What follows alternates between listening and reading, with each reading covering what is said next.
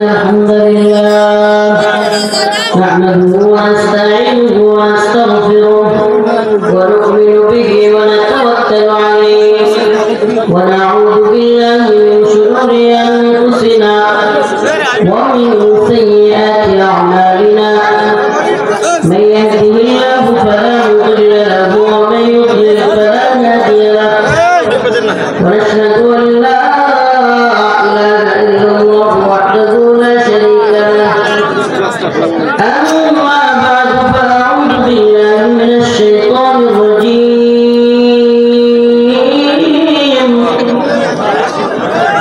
بسم الله الرحمن الرحيم قد أفلح المؤمنون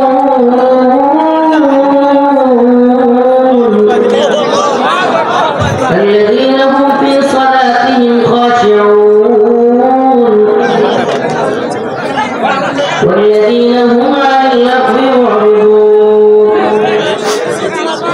والذين هم للزكاة فاعلون والذين هم لفروجهم حافظون صدق الله مولانا العظيم وصدق رسوله النبي الكريم ونحن على ذلك من الشاهدين والشاكرين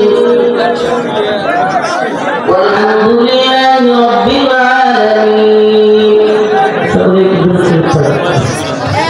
اللهم صل على محمد وعلى آل محمد كما صليت على إبراهيم وعلى آل إبراهيم إنك حميد مجيد. اللهم بارك على محمد وعلى آل محمد كما باركت على إبراهيم وعلى آل إبراهيم إنك حميد مجيد.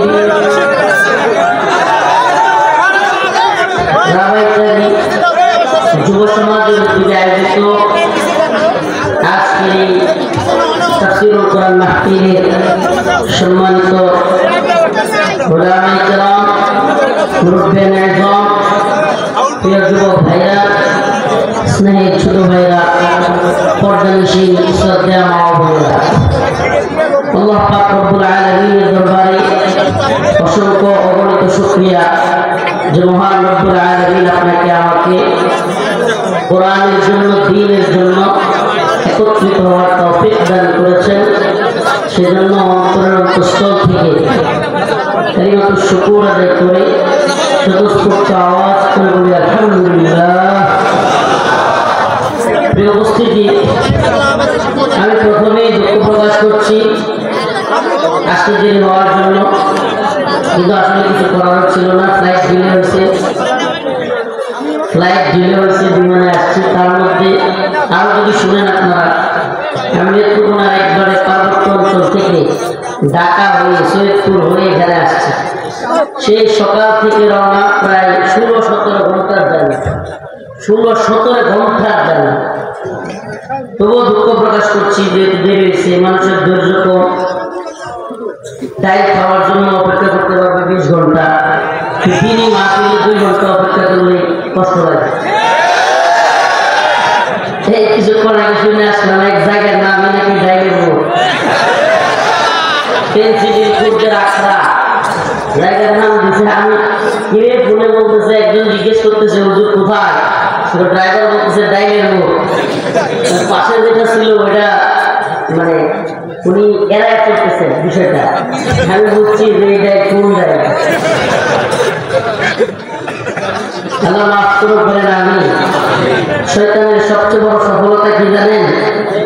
শয়তানের সবচেয়ে বড় সফলতা হলো হারাম কাজকে নরমালাইজ করা, হারাম কাজকে নরমাল করে দেওয়া।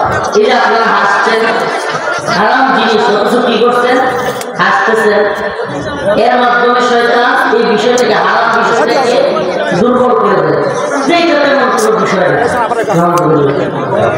নাউযুবিল্লাহ বলে, এটাতে মন্তব্য বিষয় না, নাকি হারাম অনেক বড় বিষয়। হারামটা অনেক বড় বিষয়। আল্লাহ পাক যে হারাম করেছেন পৃথিবীর কোনো ব্যক্তি নাই, পৃথিবীর কোনো দল নাই, সরকার নাই এটাকে হালাল করে। আল্লাহ যা হারাম করেছেন তাকে হালাল করার শক্তি আর কারো কথা কি বুঝতে পারতেছি না? আল্লাহ যা হারাম করেছেন মাত্র হয়ে গিয়েছে, দুঃখ প্রকাশ করছি, দেরি হয়ে গেছে, কিন্তু কেবল কয়েকটা কথা শুনে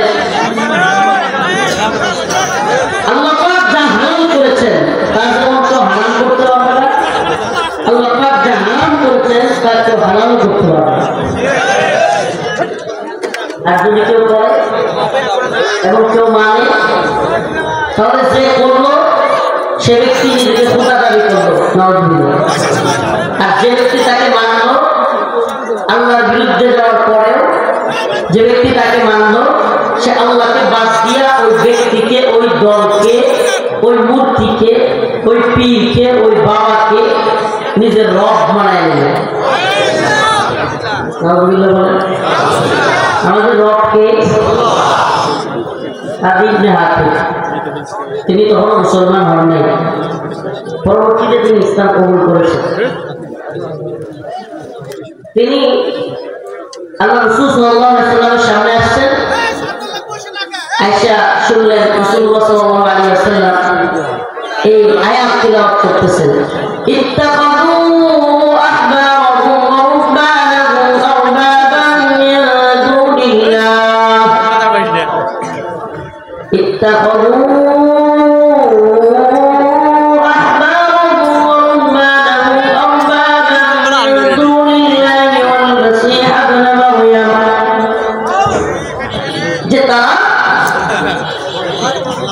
আল্লাহকে বাদ দিয়া তাদের ধর্ম যাজক, ধর্ম পণ্ডিত তাদেরকে রব বানিয়েছে। ইবনে হাতিম বললেন, ইয়া রাসূলুল্লাহ, আমরা তো আমাদের ধর্ম যাজকদেরকে, পণ্ডিতদেরকে ইবাদত করতাম না।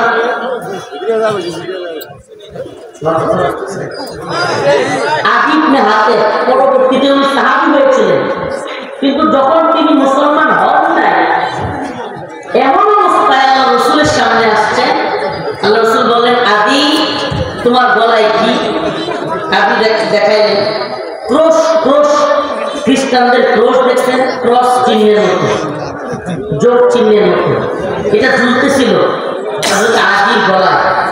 আল্লাহ রাসূল বললেন, আদি ক্রসটা ছিঁড়ে ফেলো। রাসূল সাল্লাল্লাহু আলাইহি ওয়াসাল্লামের কথা, আদি ইবনে হাতিম ক্রস ছিঁড়ে ফেললেন। তিনি বললেন, আমার গলায় ক্রস ঝুলতেছিল, আমি আমার ক্রসটা ছিঁড়ে ফেললাম। এবার আমি শুনলাম রাসূলুল্লাহ সাল্লাল্লাহু আলাইহি ওয়াসাল্লাম তিলাওয়াত করছেন, ইত্তাখাযু আহবারহুম ওয়া রুহবানাহুম আরবাবান মিন দুনিল্লাহ, তারা আল্লাহকে বাদ দিয়ে তাদের ধর্ম যাজক, ধর্মযাজক মানে খ্রিস্টানদের ধর্মযাজক কারা? পাদ্রী, পোপ, এরা হলো ধর্মীয় পণ্ডিত, তাদেরকে রব বানিয়েছে। ইবনে হাতিম বললেন, ইয়া রাসূলুল্লাহ, আপনি এটা কি বললেন? আমরা তো আমাদের ধর্মযাজকদেরকে, পণ্ডিতদেরকে রব বানাবো, আমরা তো তাদের ইবাদত করি না। আল্লাহ রাসূল সাল্লাল্লাহু আলাইহি ওয়াসাল্লাম বললেন, আদি আল্লাহ হালাল করেছে, কিন্তু তোমাদের ধর্মযাজকরা সেটাকে হারাম বলেছে, তোমরা কি সেটা মেনে নিয়েছিলে কিনা? ইবনে হাতিম বলেন, হ্যাঁ। আল্লাহ পাক যা হারাম করেছেন এমন জিনিস তোমাদের ধর্মীয় পণ্ডিতরা, ধর্মীয় যাজকরা আল্লাহ হারাম করছেন, অথচ তোমরা বলতে যে এটা হালাল, তোমার ধর্মযাজকরা, পণ্ডিতরা বলছে, তোমরা সেটাও মানবে কিনা? ইবনে হাতিম বলেন, হ্যাঁ। আল্লাহ রাসূল বলেন, ধর্মযাজকরা আল্লাহর হারামকে হালাল করলে তোমরা মানতে, আল্লাহর হালালকে হারাম করলেও তোমরা মেনে নিতে।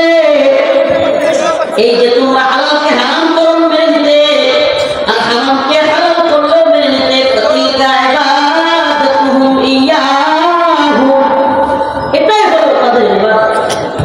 এটাই কি বলেন না, এটা কি ইবাদত? এখন আমাদের দেশে যদি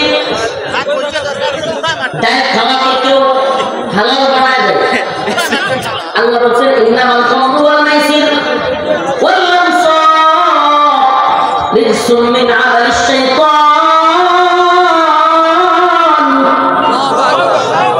মদ জুয়া এগুলো হলো শয়তানের কাজ, এগুলো মুমিনের কাজ হতে পারে। এখন যদি কেউ বলে ডাইরেক্ট খাওয়া হালাল, তাহলে সে কি আল্লাহর পক্ষে বলল না আল্লাহর বিরুদ্ধে? কুড়িগ্রামের মুসলমান কথা বলে আল্লাহর পক্ষে না আল্লাহর বিরুদ্ধে? আওয়াজ এত স্লো কে? এত যুবক হাজার হাজার, আল্লাহর পক্ষে না আল্লাহর বিরুদ্ধে? আল্লাহ বলেছেন ডাইরেক্ট খাওয়া, সিডিল খাওয়া, মদ খাওয়া হারাম। কে বলেছেন? দেশের সরকার কয় হালাল। বাংলাদেশে হালাল এটা আপনাদের এলাকার নেতা বসে আছে জানেন? বাংলাদেশের মধ্যে লাইসেন্স আছে। এটা শুধু হাসিনা সরকারের দোষ না। ইসলাম কি আসলে, ইসলামের বেসিক বিষয়টা কি, মৌলিক বিষয়টা কি? ইসলাম শুধুমাত্র কোন দল বা ব্যক্তির বিরুদ্ধে বলে না, ইসলামের বিরুদ্ধে যারা বলে এবং প্রত্যেক দল, প্রত্যেক নেতা, প্রত্যেক নেত্রীর বিরুদ্ধে বলে।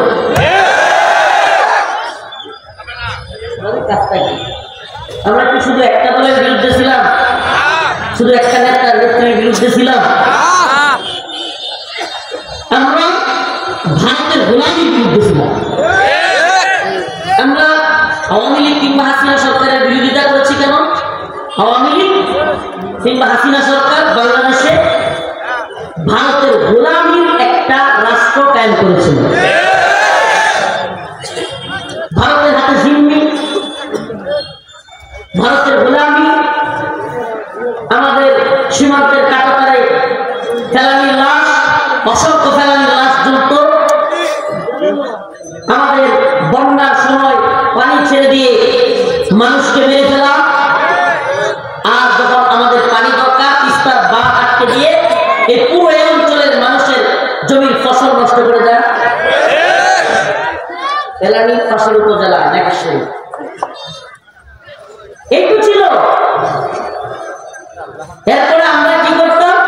আমরা বলতে আমাদের এই তথাকথিত চাটুকার নেত্রী একটা দল আম্রপালি দিত, ইলিশ দিত, এরপরে বন্দর দিত, ট্রানজিট দিত, রেল লাইন দিত, সব দিয়া আর আমরা উপহার পাইতাম লাশ।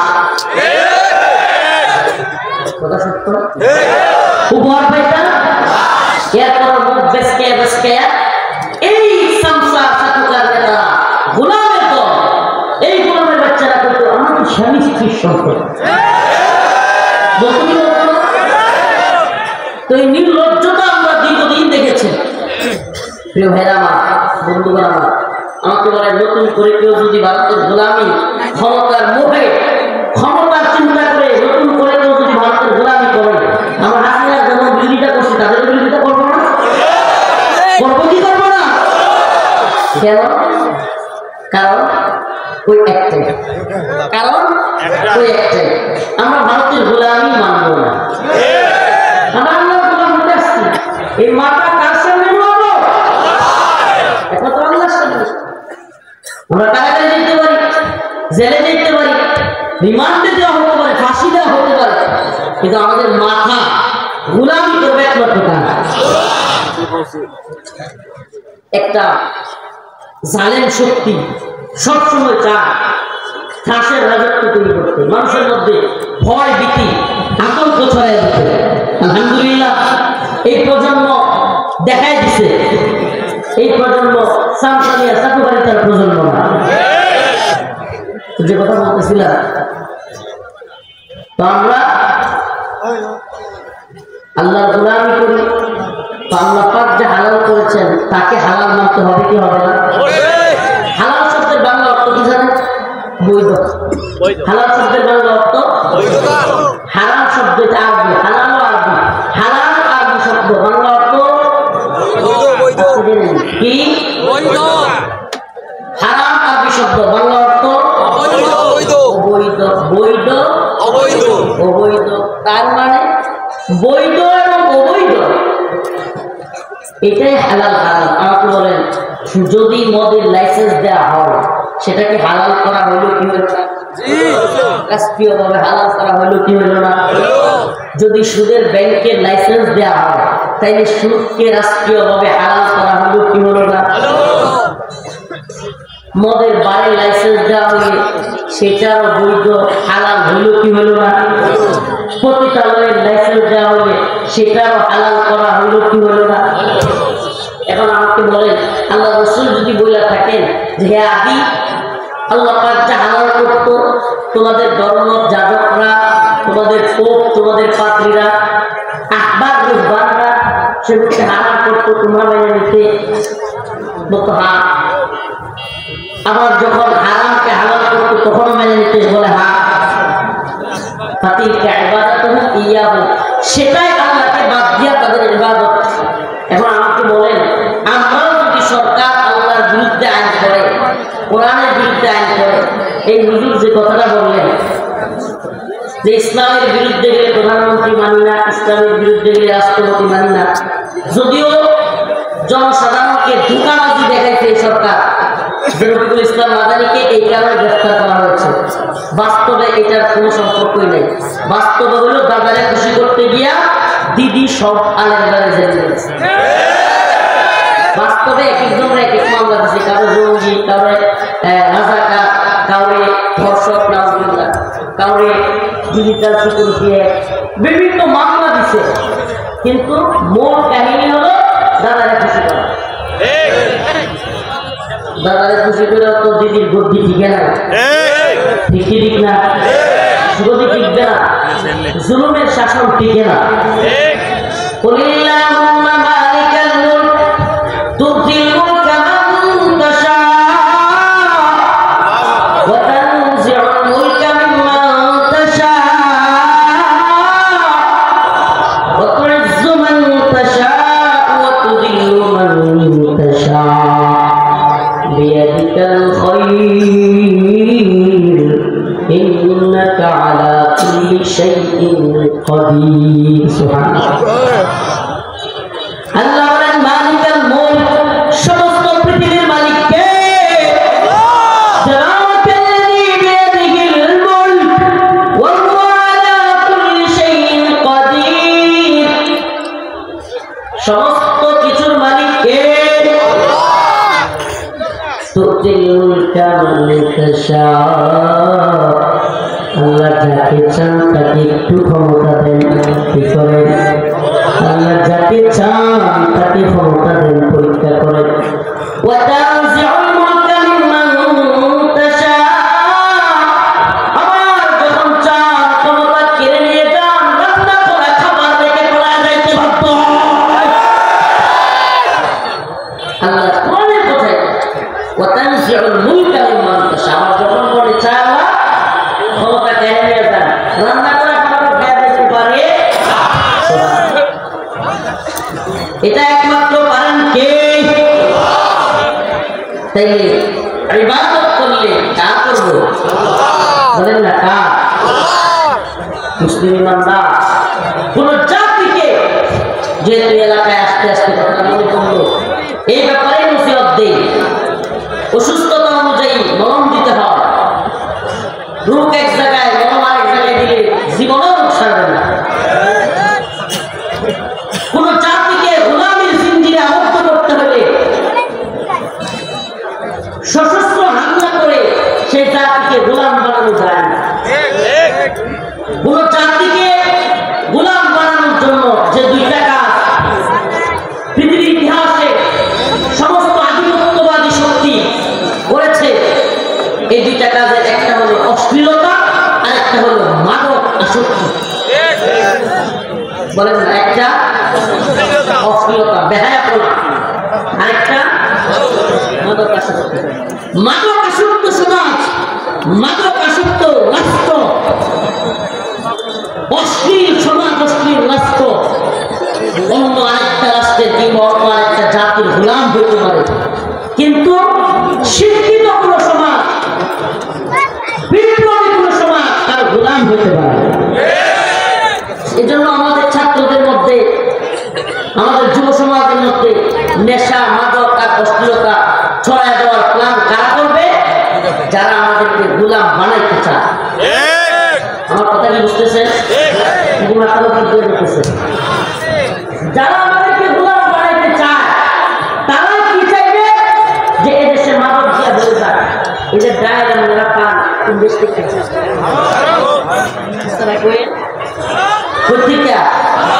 তোমার ডায়ের কেন সাপ্লাই দেয় যে ডায়ের খায় সব টাইমে খাক আমরা বাংলাদেশ দখল করে নিয়েছি।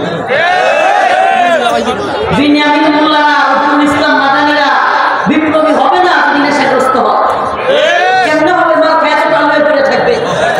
ওর আমার দেশের চিন্তা কি, ওর আমার জাতির চিন্তা কি? ওর চিন্তা হলে কখন ডাইল এখানে বেরোবো আটে খাইবে। সব কি ডাইলের বয়ান মনে কষ্ট পেয়েছি নাকি? হ্যাঁ উঠে গেছে নারায় বুঝে আমার বলছে আমি তো প্রায় 700-800 কিলোমিটার, 700-800 সবটা ঘোড়ায় হিসাব করলে 700-800 কিলোমিটার, প্রায় 1000 কিলোমিটার বললে ভুল হবে। এত ঘুরে দুনিয়া ঘুরে আসলাম আপনাদের এখানে। আমার কষ্ট মেরুদণ্ড সহ ব্যথা করতেছে, মেরুদণ্ড সহ ব্যথা করতেছে। কয়েকটা গাড়ি পাল্টাইছি, বিমান, কত কিছু পাল্টাইছে হিসাব নেই। 16-17 ঘন্টার জার্নি। তারপরেও কিছু কথা বলে যায়, সীমান্ত এলাকার মানুষ কঠিন ষড়যন্ত্র হচ্ছে এই দেশটাকে নিয়ে।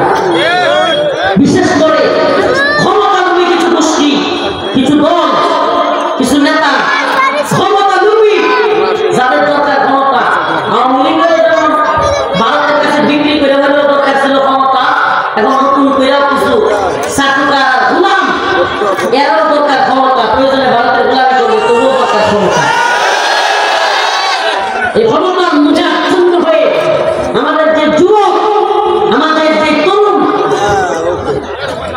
সিংহ শান্তরা সাহসিকতা দেখায়, আমি যদি নাম নিয়ে ফেলি, এই বাংলাদেশের জামাত ইসলামী বলেন, হেফাজত ইসলাম বলেন, বিএনপি বলেন, ইসলামী আন্দোলন বলেন, যে কোনো দল বলেন, সবগুলো দলকে মারতে মারতে মারতে মারতে আওয়ামী লীগ কোনটা আশা করে নাই? বলেন না, করে নাই? সব দল মিলে আন্দোলন করে হাসিনাকে কিছু করা যায় না। দিন শেষে আমাদের এই যুব সমাজ, আমাদের এই তরুণ প্রজন্ম স্কুল কলেজে পড়াশোনা করে, ভার্সিটিতে পড়াশোনা করে, যাদের অনেকেই বিভিন্ন ধরনের বন্ধু বান্ধব নিয়ে আড্ডা মারা কিংবা আল্লাহ মাফ করুন সিগারেট খাওয়া, ঘোরাঘুরি করা, এগুলো এই 25-26-27 বছর বয়সের যুবকদের কাজ কি? বন্ধু বান্ধব নিয়ে আড্ডা মারবে, আল্লাহ মাফ করুন, কিংবা ঘুরবে, সিগারেট খাবে। এই যুবকগুলো কোনো দল নিয়ে কাজ হয় নাই। আমি অস্বীকার করছি না যে হেফাজতে ইসলাম, জামাত ইসলামী, ইসলামী আন্দোলন, বিএনপি, এই সমস্ত দলগুলো হাসিনার বিরুদ্ধে আন্দোলন করে, এটা অস্বীকার করার সুযোগ নেই। প্রত্যেকটা দল আন্দোলন করেছে, প্রত্যেকটা দল আহত হয়েছে, প্রত্যেকটা দলের কর্মীরা জেলে গিয়েছে, অস্বীকার করতেছি না। কিন্তু দিন শেষে সবচেয়ে বড় রিস্কটা নিয়েছে এই তরুণ সমাজ। সবচেয়ে বেশি রিস্ক, সবচেয়ে বেশি যারা কিনা নিজের জীবনকে বিলিয়ে দেওয়ার প্ল্যান করে। আমাদের যে যুব সমাজ আমাদেরকে হাসিনা মুক্ত বাংলাদেশ উপহার দিল, আজকে সেই যুব সমাজগুলোর পরে আমরা হাত তুলতে দ্বিধা করতেছিলাম। এর চেয়ে বড় বিমুখ খান জাতি আর কিছু হতে পারে না। এই যুব সমাজ, এই আমাদের বীর মুক্তরা জীবন দিয়েছে। আমার তো মনে হয় আল্লাহ মাফ করুক, আজকে যদি এরাও জীবিত থাকতে, ওরা তো মারা গেছে, সব বীর হয়ে গেছে। এরা জীবিত থাকলে এই ছেলেগুলোর কেউ না কেউ আঘাত পাবে। আল্লাহ মাফ করুক। গতকালকে একটা বিষয় দিকে খুবই কষ্ট লাগছে। হাসরাত আব্দুল্লাহ, প্রিয় ভাই, আরে এই ছেলেগুলো নিজের জীবনের পূর্বা করে নাই। সারা দেশ তখন নেট শাটডাউন করে দেওয়া হচ্ছে, নেট অফ করে দিছে, সবকিছু অফ করে দিছে, নেট নাই, কোনো কিছু নাই। এই যে আপনাদের এই ছেলে কিংবা এই সমস্ত যুবকগুলো নিজের জীবনকে বিলিয়ে দিয়ে চিন্তা না করে তার রাজপথে নেমেছে। সারা দেশে নেট নাই, কিচ্ছু নাই, একেবারে গুলি করতেছে, হেলিকপ্টার থেকে গুলি করতেছে।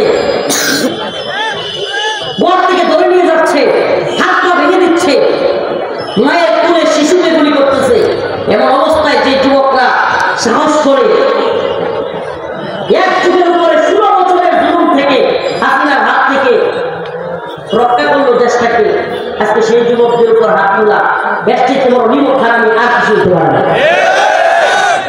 একটা কথা মনে রাখবেন, এই প্রজন্ম দালালের প্রজন্ম না, এই প্রজন্ম চাটুকারের প্রজন্ম না।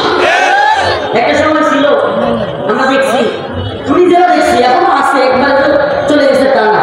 ওই বাবা ওয়ার্ডের একজন সাধারণ নেতা চায়ের স্টলে আসছে, কিছু সামসা এই যে দেখছেন খাদের একটা মজা ফোন আছে, ভাই ভাই বসেন বসেন, এই ভাই একটু ছাদি ছাদি পরিষ্কার করে যাচ্ছে। এত ভক্ত এদের সাকু দুর্নীতিবাদ জানে, তারপরেও দুই তিনজন আসে এই এই ভাই কাপড়ের মধ্যে ময়লা নাই, কিছু না, এই ভাইয়ের কাপড়ের মধ্যে ময়লা নাই, সামসারি চলে গেছে।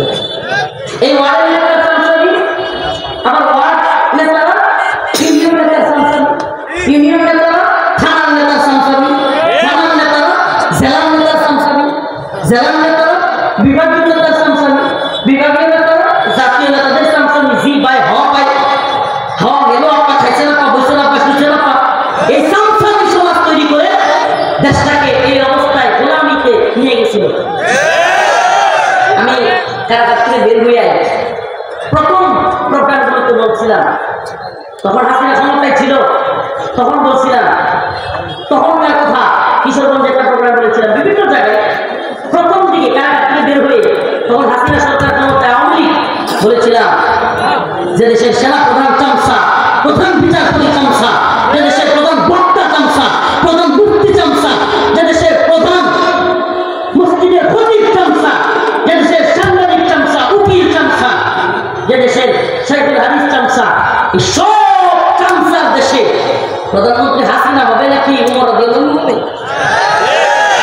র্যাবের প্রধান চামচা, সেনাবাহিনীর প্রধান চামচা, বিডিআরের প্রধান চামচা, পুলিশের প্রধান চামচা, সবখানে জিয়া আপা হেলো আপা খাইছেন আপা ঠিক আছে আপা। কি আশ্চর্য, কি আশ্চর্য, যা বলে তাই ঠিক। আলেমদেরকে হত্যা করতেছে তাও ঠিক, আপা আপনি ঠিকই করতেছেন, এই আর বেশি বুঝে। আপনি বলেন না সব যদি এরকম চামচামি করে তাইলে ওই প্রজন্মের প্রধানমন্ত্রী শেখ হাসিনা না হইয়া হযরত ওমর হবে? আলহামদুলিল্লাহ, এটা আমার গর্বের বিষয়। 2024 সালের 5 আগস্ট ওই প্রজন্মের মৃত্যু হয়েছে।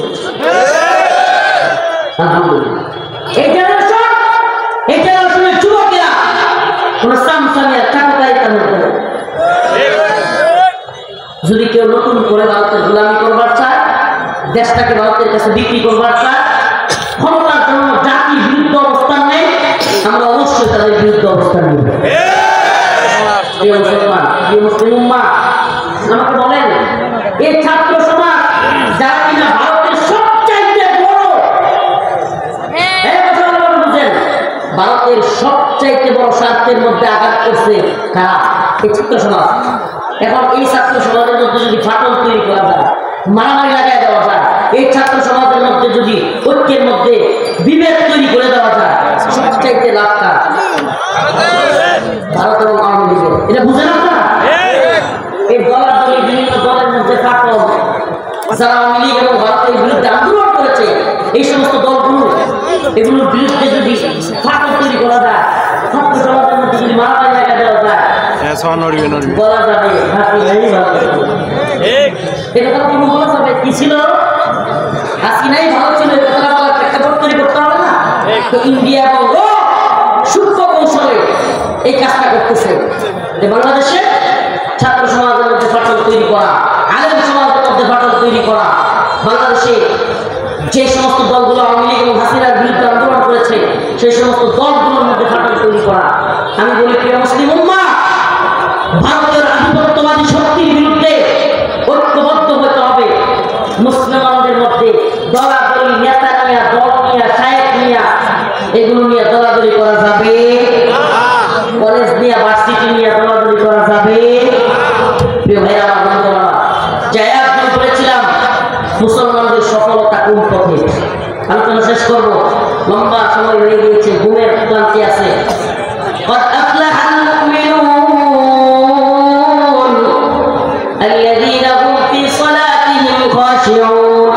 আল্লাহ পাক বলেন অবশ্যই মুমিনরা সফল। কারা সফল? মুমিনরা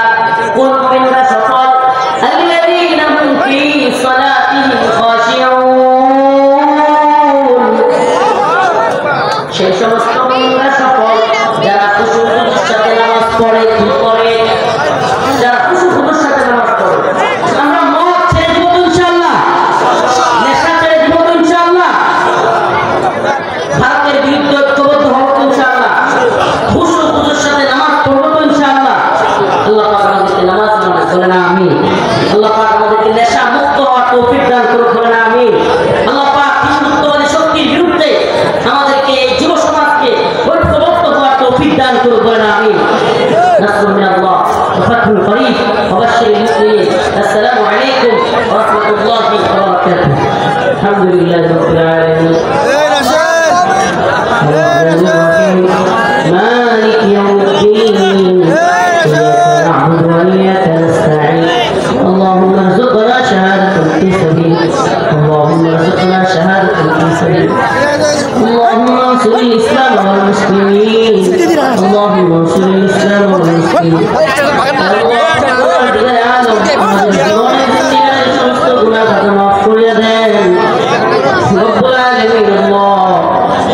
হিন্দুত্ববাদীদের ষড়যন্ত্র থেকে আমাদেরকে হেফাজত করেন, ফিলিস্তিনের মুসলমানদেরকে হেফাজত করেন।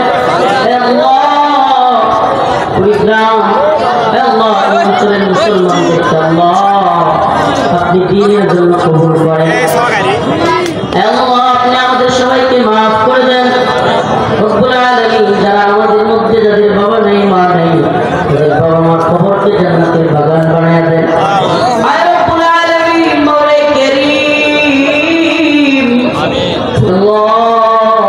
আমাদের সবাইকে চিন্তা করে নিজের মুক্তি বাড়ায় দেন। রব্বুল আলামিন আমাদের গুনাহগুলিকে মাফ করে দেন। ভারতীয় আধিপত্যবাদী ষড়যন্ত্রকারীদের ষড়যন্ত্র থেকে ভূখণ্ডকে রক্ষা করেন। রব্বুল আলামিন অসুস্থদেরকে সুস্থতা দান করেন, ঋণগ্রস্তদেরকে ঋণ পরিশোধ করার তৌফিক দান করেন। আল্লাহ দেশের যুব সমাজকে ঐক্যবদ্ধ হওয়ার তৌফিক দান করেন। ইসলামের জন্য দ্বীনের জন্য যুবকদেরকে কবুলের মঞ্জুর করেন। যুব সমাজকে এই পরিশ্রম যারা করেছে তাদের শ্রম গামকে কবুলের মঞ্জুর করেন। সুবহান রাব্বিকা রাব্বিল ইজ্জাতি আম্মা ইয়াসিফুন ওয়া সালামুন আলাল মুরসালিন আলহামদুলিল্লাহ।